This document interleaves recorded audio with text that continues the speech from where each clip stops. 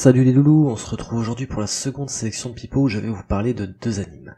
L'un qui a démarré en octobre 2018, qui était passé à la trappe pour moi le mois dernier, mais je me suis rattrapé, c'est bon.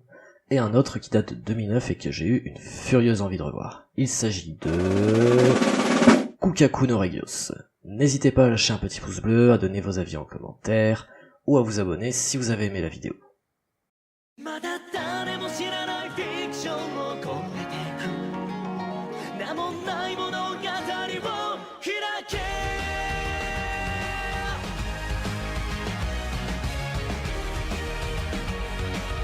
On démarre donc cette sélection avec Tensei Shira...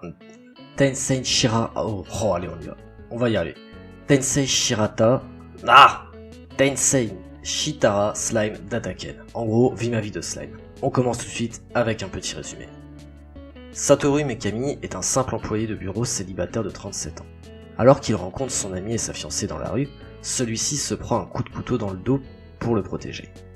Alors qu'il est en train d'agoniser dû à sa blessure, Satoru mène une courte réflexion sur lui-même. Son histoire aurait dû s'arrêter là, mais il se retrouve soudain réincarné dans un autre monde sous la forme d'un slime, le monstre le plus faible du bestiaire fantastique. Son nouveau corps est équipé de deux compétences uniques, prédateur, lui permettant de récupérer les aptitudes de ses adversaires, et grand sage, grâce à laquelle il acquiert une compréhension aiguë de son environnement. C'est avec ces deux compétences et une bonne dose de courage qu'il se lance dans une nouvelle aventure afin de comprendre ce qu'il se passe et survivre dans sa nouvelle condition. Cet anime est de type action, aventure, humour. On a notre héros, Satoru, qui se réincarne en slime. Oui, en slime. Cette petite créature de merde qu'on regarde à peine dans les jeux de fantasy tellement elle est ridicule. Il s'agit d'une adaptation d'un light novel par 8 bits. Mais heureusement pas neuf, hein, sinon on aurait pris cher, hein. Pour info, 8 bits, c'est le fruit de la grisaille et Aquarium Evol, entre autres, qui est distribué sur la plateforme Crunchyroll. Je sais pas ce qui se passe en ce moment, mais on a un renouveau des animes mangas sur les monstres faibles du bestiaire fantasy. On a les gobelins avec Goblin Slayer ou One Monster, maintenant les slimes avec Tensei Shitara, et le suivant c'est quoi? Les Murlocs! Bref, dans cet anime, on suit donc Satoru qui doit survivre en tant que slime. Découvrir ses nouvelles capacités, possibilités, l'endroit où il est, comment il est arrivé là, et surtout, comment s'en sortir et survivre. Cet anime est bourré d'humour. Dès le premier épisode, on a notre petit slime qui va rencontrer un dragon du nom de Veldra. Le dragon des ouragans, c'est pas Jojo le rigolo quoi. Et le dragon va en quelque sorte supplier notre petit slime d'être son ami. Un dragon qui supplie un slime. Je la refais. Un dragon qui supplie un slime. Rien qu'avec ça, les réactions du dragon, façon de réagir de notre slime, on rigole déjà. Ce qui est intéressant dans cet anime, et amusant également, c'est le fait que la compétence prédateur de notre slime, baptisée Limule, assez rapidement, va le rendre complètement cheaté.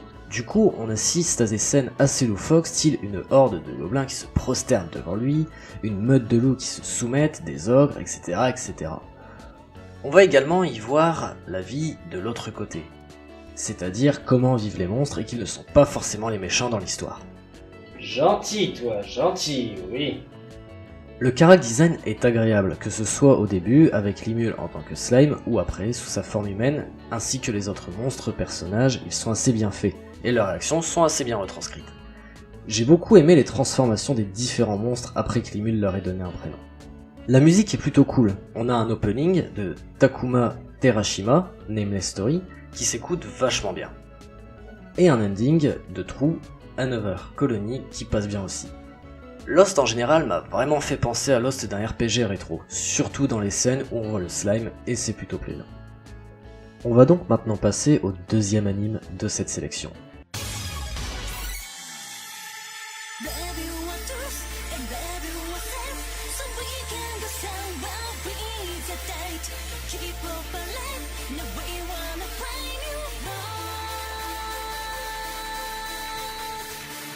Le second anime de cette sélection est donc Kukaku no Regios, dont voici un petit résumé. L'histoire se passe sur Terre, notre Terre, une Terre dévastée et polluée par des monstres. Dans le but de survivre, l'espèce humaine a construit de nouvelles villes pouvant se déplacer qu'ils appelèrent Regios. Les humains ont également construit des armes, les Daites, et créé des unités dans chaque Regios pour pouvoir défendre leur ville des attaques des monstres qui dominent la Terre.